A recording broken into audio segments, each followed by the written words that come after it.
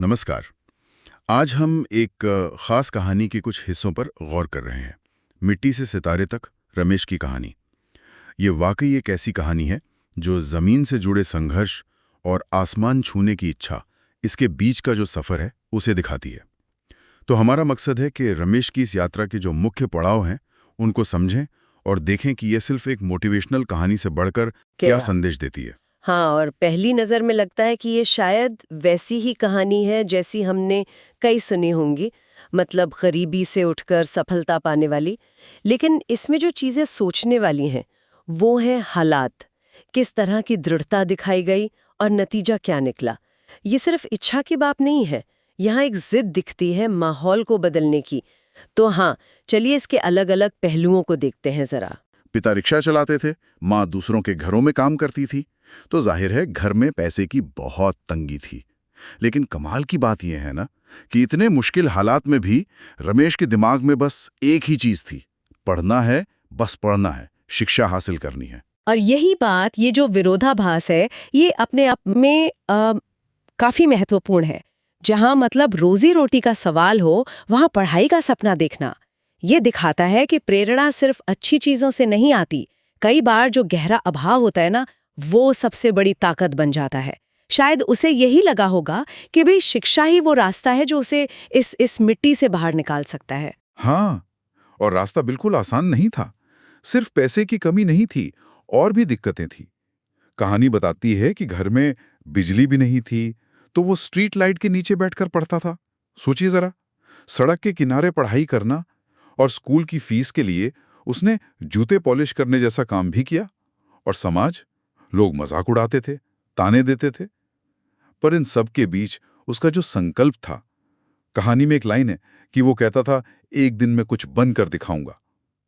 ऐसे ताने सुनकर भी ये सोचना, ये कमाल है। हाँ, और ये जो मनोवैज्ञानिक पहलू है, ये बहुत दिलचस्प है। कैसे कोई मजाक को, नकारात्मकता को अपनी ताकत बना ले। ये जिसे हम कहते हैं ना रेजिलियंस, मतलब मुश्किलों से जूझकर और मजबूत होना, ये उसका एक बेहतरीन उदाहरण है। हर कोई इस तरह सामाजिक दबाव को, तानों को सकारात्मक ऊर्जा में नहीं बदल पाता। यहाँ ये सवाल उठता है कि रमेश के अंदर ऐसी क्या बात थी जिसने उसे टूटने नहीं दिया। शायद वो अपमान ही। हाँ, शायद वही उसकी प्रेरणा बन गया। बिल्कुल। और फिर कहानी में वो मोड़ आता है जिसका शायद उसे इंतजार था। उसे एक स्कॉलरशिप मिल जाती है। ये शायद उसकी मेहनत का, उसकी लगन का पहला बड़ा फल था, जिसने आगे के दरवाजे खोले होंगे।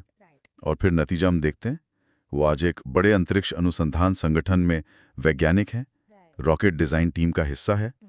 ये तो सचमुच मिट्टी से सितारे तक वाला सफर हो गया।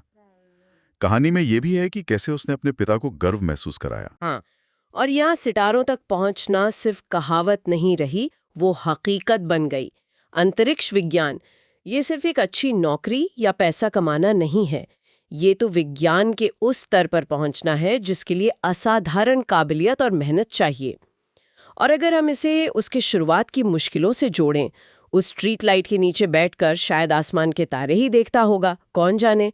क्या पता बचपन की वो रातें ही अनजाने में उसके भविष्य का रास्ता बना रही थी।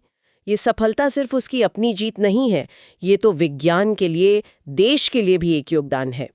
इसने साबित किया कि टैलेंट कहीं भी हो सकता है, बस मौका मिलना चाहिए। तो इस पूरी कहानी का सार निचोड़ यही निकलता है कि हालात चाहे जैसे भी हों, अगर इंसान के अंदर वो हौसला है, वो जिद है और अपने लक्ष्य के लिए एक अटूट लगन है, तो वो अपनी कहानी खुद लिख सकता है। जैसा कि उस स्रोत की आखिरी लाइन है, जिसे दोहराना जरूरी है, जिंदगी तुम्हारी है, कहानी भी तुम ही लिखोगे। ये बहुत शक्तिशाली बात है। निश्चित रूप से। और ये कहानी हमें सोचने पर भी मजबूर करती है।